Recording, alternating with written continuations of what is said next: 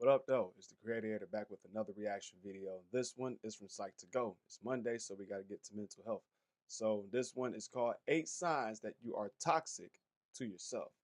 You hear some people that say they're a danger to even themselves at times. And sometimes that may be true to some people. But what are those things that make them be an endangerment to their own selves? You know what I'm saying? I don't have too much knowledge on that. So I want to learn and see if those traits fall within me or, you may learn about yourself. So let's get into it.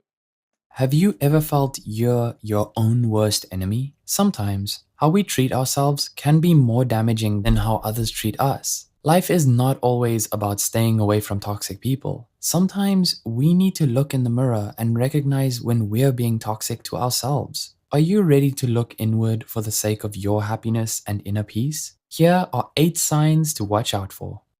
Endless apologies. Over apologizing is often a way people avoid conflict or seek approval. For example, you could be in a team meeting where you share an idea and immediately apologize, fearing that you might have inconvenienced others or that your idea isn't good enough. This constant self blame can wear down your self esteem and confidence and make you feel unworthy of being heard. Constantly apologizing is like having an automatic sorry button. It is unhealthy. It can indicate that you undervalue yourself and take on unnecessary blame. Not only that, behaviors like this may make you a prime target for manipulators and selfish people who are looking for a scapegoat. Trust that your ideas are valuable and your voice matters just as much as anyone else's.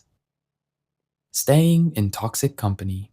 Do you have friends or partners who put you down, make you feel small, or take advantage of you? Staying in relationships where you are treated poorly can be a sign of low self worth. Imagine a partner who always criticizes your choices, or a friend who only contacts you when they need something. If you continue spending time with them because you think you don't deserve better, you're being toxic to yourself. One sided relationships only drain your energy and diminish your self esteem. Surround yourself with people who lift you up, not drag you down. Phantom phone checks. Are you always checking your phone, anxiously waiting for messages that never come? It's easy to fall into the trap of measuring your worth by online attention, but true self worth comes from within. Instead of refreshing your inbox for messages, focus on building a sense of value that doesn't rely on others. Like and subscribe for more.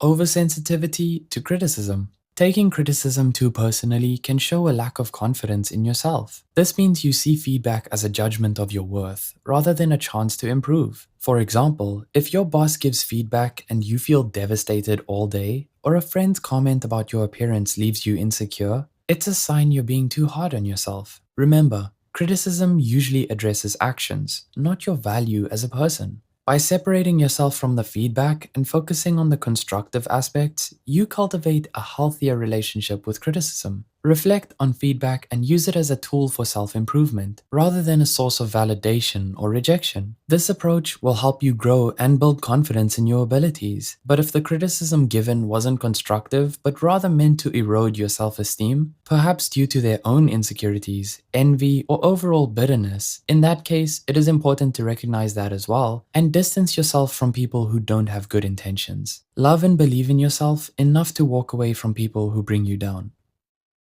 Self gaslighting. Self gaslighting, or harsh self criticism, often comes from internalizing a negative, abusive voice from a parent or someone influential in your life. For example, you might think, I'm probably being too sensitive when someone disrespects you, dismissing your valid feelings. Or tell yourself, I'm imagining things, when your intuition senses something wrong. This critical voice might have protected you from rejection as a child, but now it only tears you down. Instead, try developing an empowering inner voice that supports you. The goal isn't to stop being self critical, but to make it constructive. Focus on curiosity rather than judgment. This way, you validate rather than invalidate your underlying needs.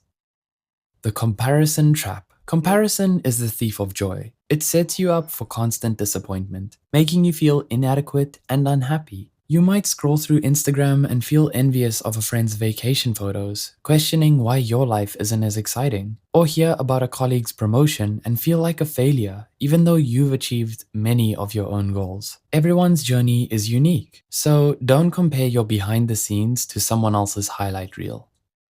Sleeping as escapism. Using sleep as a way to escape from your problems is harmful. This happens when you go to bed early or take naps not because you're genuinely tired, but because you want to avoid dealing with the stress and difficulties in your life. While getting enough rest is important for your health, relying on sleep to avoid your problems can actually make things worse. Instead, try healthier coping strategies like setting a smart action plan. Be specific. Clearly define the problem you want to solve. Make it measurable. Set goals you can track.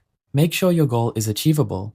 Ensure it is relevant and aligns with your needs. Finally, set a time limit, a deadline to keep you on track. And remember, it's perfectly okay to seek support when you need it.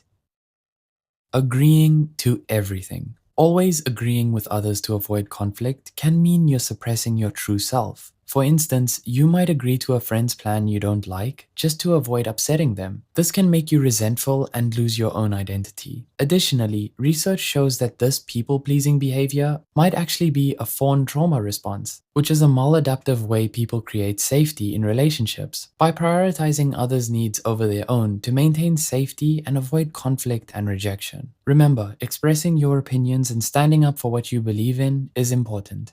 I hope this video helped you recognize some of the ways we can be toxic to ourselves. It takes a lot of courage to look inward and face these behaviors, but doing so is a powerful step towards self-improvement and healing. Remember, you are deserving of love, respect, and happiness. These signs are not a measure of your worth. They're simply areas where you can grow and become kinder to yourself. If any of these points resonated with you, know that you're not alone. Many of us struggle with these same issues, and sharing our experiences can be incredibly therapeutic. Have you noticed any of these signs in your own life? Let us know in the comments. Want to learn more? Check out this insightful video, 6 Signs You're Unintentionally Toxic, Not Malicious. Great video from Psych to Go. Salute to the writer, Light of Lights, and the animator did a great job. I always go to Psych to Go to now one thing you gotta realize is that this isn't actual therapy. These are just tips to help you along the way. Now, if you want to take it as such, it's cool, but it's not designated therapy. It's not help. It doesn't help with any diagnosis that you may have or may not have. It's just to help you be more aware of certain things that you may or may not know about yourself. And watching this, it definitely helped me become aware of some of the things that may make me self toxic in some ways. And I do notice that I've taken certain strides and certain steps to get out of that self toxicity. You know, waking up in the morning, making sure that I meditate 10 minutes before I put my feet on the ground and rise up. And then after that, make sure I take a certain time out my day, whether it's 10 minutes, sometimes might be 30 minutes of yoga, and make sure I get that done before the day breaks. You know what I mean? Just try to take certain exercises, certain routines to make myself feel better. Certain things is going to build up along the way. Get better with affirmations and self motivating myself to become a better person. Is this book that I've read from Don Miguel Ruiz called The Four Agreements, and those things about comparison. It's the thief of joy. That's a big thing, and that's coming off comparing for other people's journeys, and taking them personally along on your end. And you can't do that. That's one of the agreements in the book. Out of those four agreements is don't take anything personally. Everybody has their individual journey and living, and you can't measure your success to theirs because everybody's different. It's hard to it's easier said than done, of course, but you have to really focus on those things, and that's if you come with that phantom phone check, looking for people that really are focused on their own thing, whether they're seeking validation or not. And we go off that and then look through these people's lives and be like, damn man, our life suck if we're not in our best position in life. But you gotta get out those cycles, gotta get out of those cycles. It's tough to do, but find those type of ways. I have a notepad right next to me to write down the goals that I have set for the week, the day. Try to mark them down, write down the accomplishments, be grateful for the things that I've done. Makes it like, damn, I like I didn't do a whole lot of nothing throughout the week. I did something, progressed in some way, in some area. So just keep those thoughts in mind. All like I said, be clear in the mind and stay fresh. Do anything you have to do to keep yourself peaceful.